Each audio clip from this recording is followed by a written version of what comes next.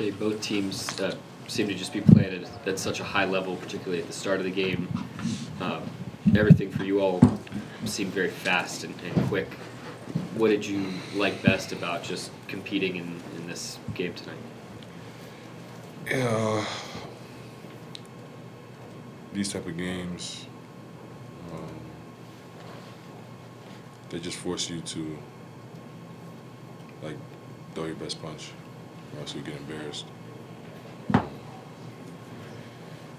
team that's as good as the level of talent, as the history, yeah, they just force you to, like, bring it, or else you'll get beat bad. And I think the guys did a good job, just all the way across the board, bringing it, coming ready to play. Some of the skip passes you had, the attacks through the zone, the little drop off to J. Will. How much do you feel like your kind of passing arsenal has continued to grow over the course of time? Yeah, as I go through my career and go through seasons and games and seeing different coverages and different type of bodies, like, I just try to grow. And the better you get at individually scoring, the more they make you pass. It's just how it goes. And I'd be doing myself a disservice if I didn't kind of lean into that and work on those type of things. But yeah, I just try to take what the defense gives me and always have them at my mercy. Shai, to that point, Mark was just saying that your evolution as a passer can mainly be traced back to the playoffs. How much do you think about that team, specifically in that series last spring, in the context of how it made you better as a passer?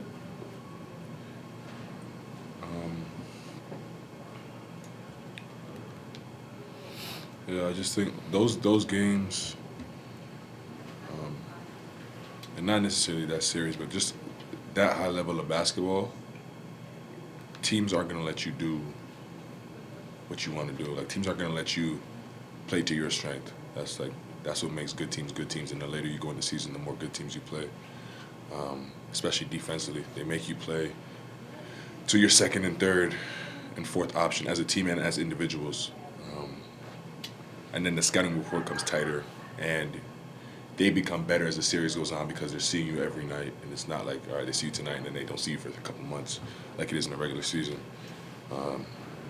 So yeah, I think, like, just going through that experience kind of forced me to just, like, get better in not only my plan A but my plan B and plan C and plan D. And the greatest players of all time kind of, like, have a plan A and a plan A and a plan A. Like, you know what I mean? Like, they can attack you and kill you in multiple ways. And that's what I'm after. After trying to be the greatest I can be. What have you figured out over the years in terms of, like, the feel of being aggressive to score and asserting yourself as a scorer versus playmaking? I used to try to balance the two, and I think I just got to the conclusion that, like, me trying to decide before they even show me what I'm going to do is, like, pointless. So, like, it just becomes now, like, taking what they give me almost every time down, and just trusting the group of guys that I'm out there with to make the right plays. The only way that nobody likes to play over a double team, but the only way the double team stop is that if I make them pay by passing the ball and my teammates are comfortable in those positions, and if I keep the ball and don't pass it, they're going to continue to do it. So it, like, kind of backfires at you. So yeah, I don't want them to continue, so I have no choice, really and truly.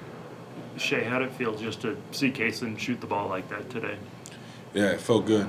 He stepped into shots confidently, and I think that above all is most important. Like, whether they go in or out, like, making sure that you're comfortable shooting them and you think everyone's going to go in, and then over time, the numbers will follow with hard work and the right mindset. Yeah, tonight he shot at a super high clip. He's had bad nights, he's had great nights, just like every other NBA player, but his growth mentally tonight was impressive, and for such a young player, it's no coincidence he has a crazy what do you call it? He's won a lot of NBA games. Yeah, like his win percentage. That's what I mean. It's pretty high. He does the right things on the floor and plays the right way. So yeah, it's off the case. So What do you think of you blocked Peyton Watson one of the first plays of the game. He saves the ball from going out of bounds. You're on the ground, you catch it, and pass it to Chet. What do you think of that? Nothing. Yeah. It was kind of a fun play. Yeah, I forgot that happened. I wasn't. Yeah, I wasn't really thinking. I was just trying to get my breath from the altitude at that point.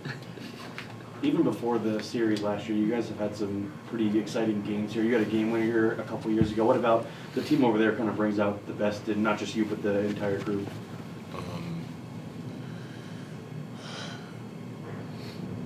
They've won in the highest level.